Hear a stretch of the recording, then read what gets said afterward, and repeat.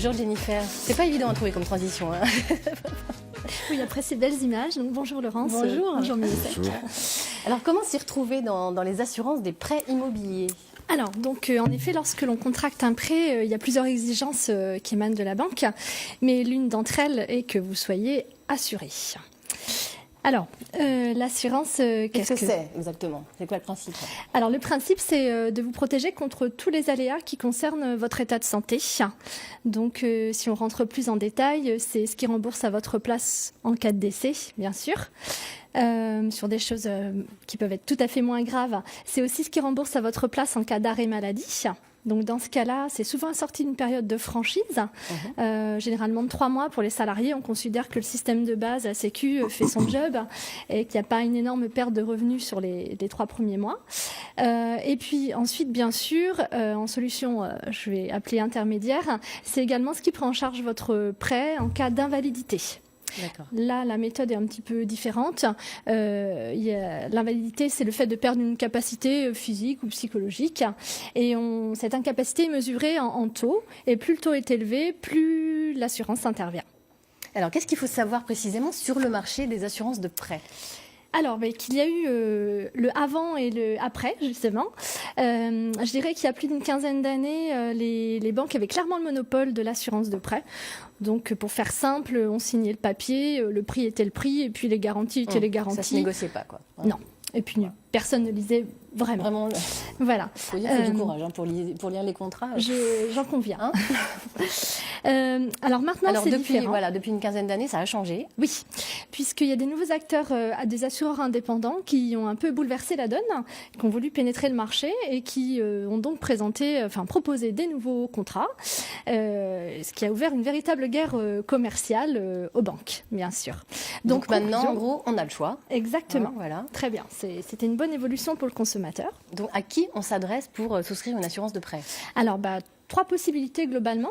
À une banque qui commercialise évidemment toujours ce produit, un courtier indépendant qui commercialise nouvellement ce produit, ou alors un courtier qui va se charger pour vous de faire la comparaison en termes de prix et de garantie. D'accord. Alors, comment ça marche très précisément ?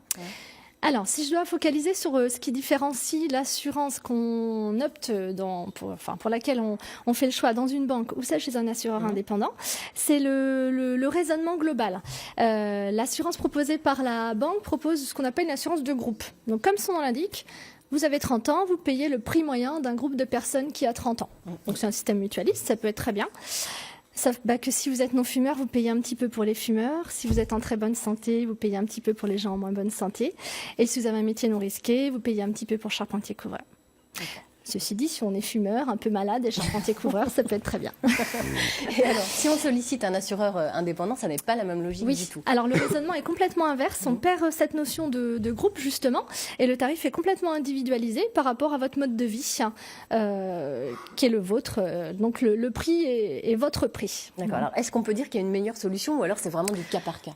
Non. Alors, d'une part, je tiens à nuancer parce que dans les 2 cas de figure, il y a quand même un questionnaire de santé qui peut être parfois très poussé. Et de toute façon, malheureusement, si on est concerné par un questionnaire médical assez chargé, c'est lui qui fait le prix au final. Et il vaut mieux être honnête parce que... Oui, bien sûr, bien évidemment. La conclusion de tout ça, je ne dis pas qu'il y a que c'est mieux de s'assurer dans une banque, que c'est mieux de s'assurer chez un assureur indépendant. Ce qui est le mieux pour chacun, ça vous appartient. Et c'est fonction de votre âge, de votre mode de vie, de votre état de santé et de votre projet. Donc pour chaque personne, la réponse est différente. Très bien. Alors, dans les faits, est-ce qu'il subsiste quelques problèmes éventuellement ? Oui. C'est que c'est encore pas complètement ancré dans les mœurs au sein des banques que l'on puisse choisir son contrat d'assurance, puisque évidemment, c'est une source de rémunération que perd la banque. Donc, ça reste encore... Donc, c'est mal vu, en gros si on est dans notre banque familiale, entre parenthèses, ça peut être mal vu. Ça peut être mal vu. Donc les choses changent. Et puis l'autre difficulté, c'est sans doute de s'y retrouver parce que les comparaisons de contrats sont hyper techniques. Donc c'est pas très évident soi-même de faire la part des choses entre un bon contrat ou un moins bon contrat. Ceci dit, la loi favorise très largement, facilite le changement d'assurance de prêt, puisqu'en 2014, il y avait déjà la loi Hamon amont qui permettait un changement la première année. Et puis là, il y a une loi qui vient d'être récemment votée, qui sera en application que le 1er janvier prochain, mais qui permettra de changer à chaque date anniversaire. Donc, je dirais que la guerre commerciale qu'a ouvert les assureurs indépendants a au moins fait qu'aujourd'hui, on a la possibilité de s'assurer mieux et moins cher.